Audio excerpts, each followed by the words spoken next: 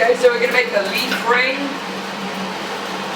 out of copper, using 1/4-inch copper.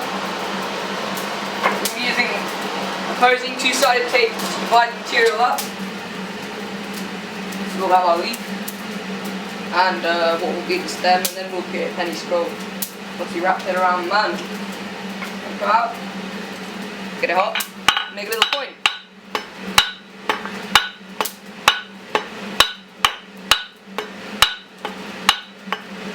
This is delicate work, so I'm just lightly tapping that.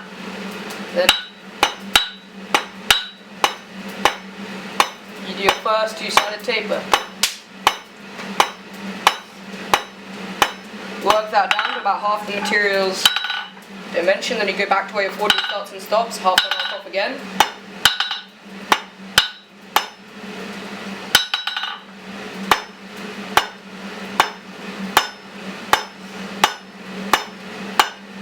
Work this down, create a reverse taper.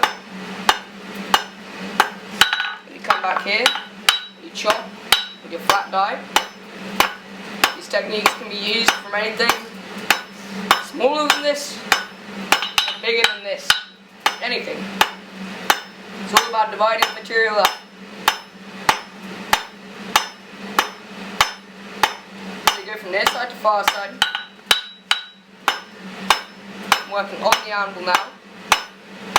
These two-sided tapers keep our material straight and avoids the needs for tongs at any stage apart from when we're wrapping the piece around the mandrel.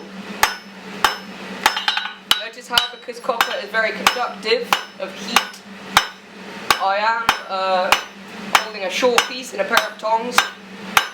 This way I don't have to cool off a piece of copper every so often. So I'm just getting this down. Copper works for a very long time, which is handy.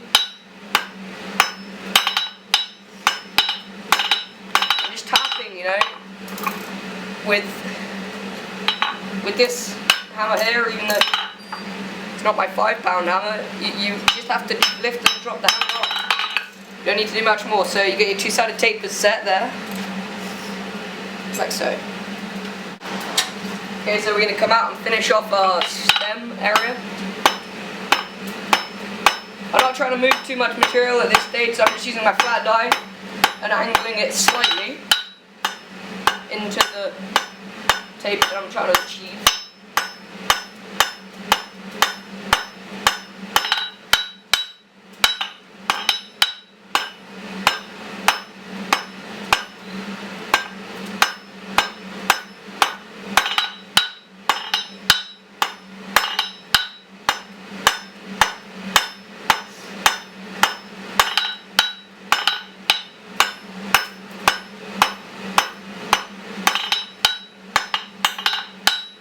Polish this, make it nice and neat. And now I'm going to take off the corners, so the next heat we can make it octagon and then round. Come over here, because otherwise I'd have an air gap there. So I'm going to come here, close off the anvil.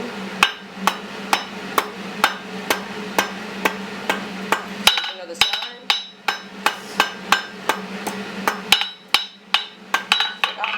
So now we're going to come back and round it in the next heat. Okay, so come back out and we round it. This requires very light blows. Just rolling it around in one direction. Working it bit by bit, working up to where the leaf is.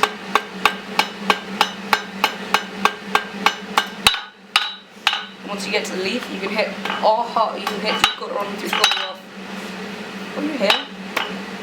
But as you turn it, you're going to have to go to hit on the shoulder and move this back. Shoulder, then back, 3/4 on, 3/4 off. And back. I have no clue if that made sense. So I'm just going to clean this up.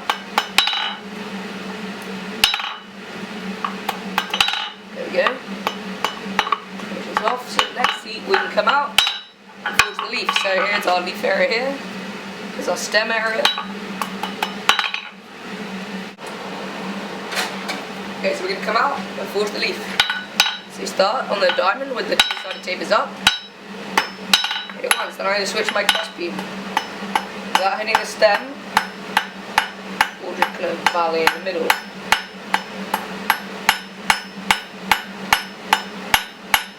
And work from side to side. Again, without hitting the stem.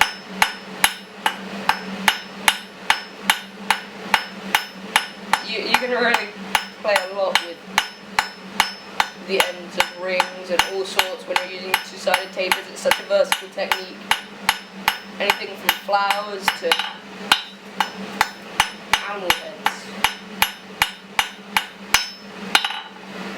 So there.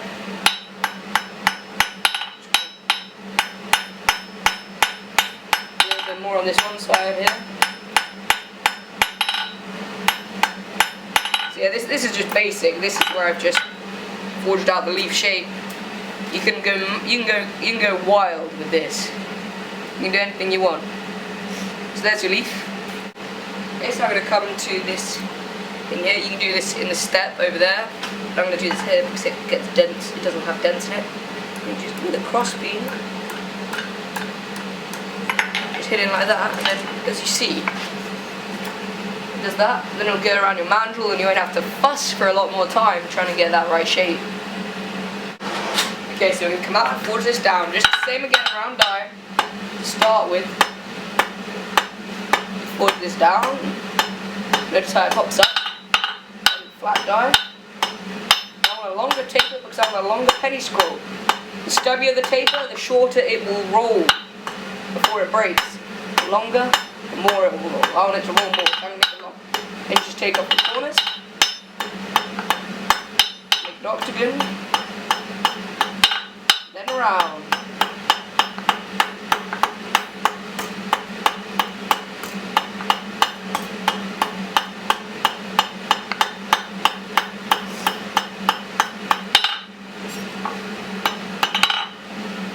So I forged that down a little bit more, and we're going to go over to the mandrel next heat and wrap it around. You can, if you want, you can anneal the copper and do it cold with your hands, but I mean, I found it's actually a lot quicker to do it hot.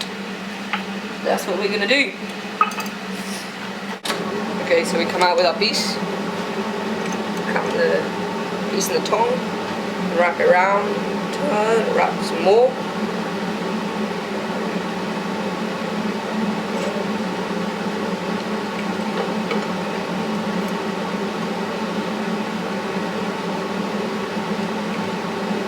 Wrap it around until it's cold. Then you can pull it off. That's what I've done so far. Piece. Put it back on. Hold it in tongs, put it at a 90-degree angle, hit it back in. You start to roll the penny scroll. Okay, it's cooled down. I'm going to heat it up one more time and that'll get our penny scroll done. If you get it too cold, it will break it off. You want to do that in the end because then you get your penny scroll, but it's not cold enough yet, as you can see, for it to actually be a penny scroll and for it to actually look nice. So heat is what you need. Hot. Just hold it and then just roll it. It'll get rolled into itself, so I'm now going to let it roll around the big piece. Okay, it's going to want to come off soon. Luckily, that's rolled to just about the right length, so I'm going to let it just twist off. Just twist it off. And there's your penny scroll.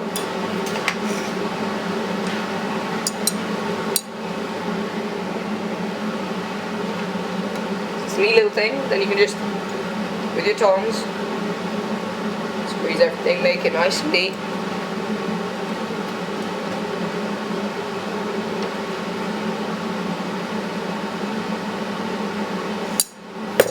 Brush it.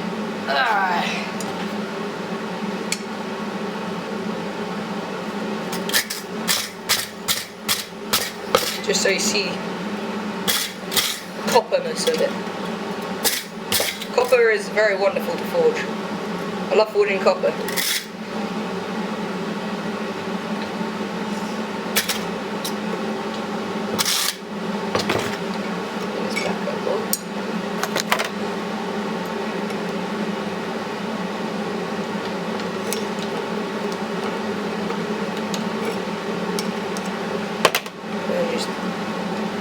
Once you brush it, it does deform it slightly.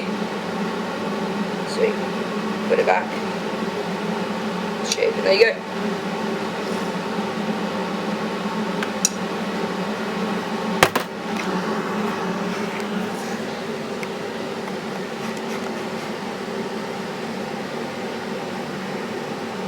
It's a copper ring.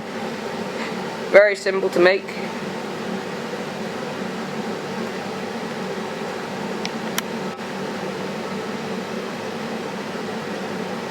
Thank you for watching.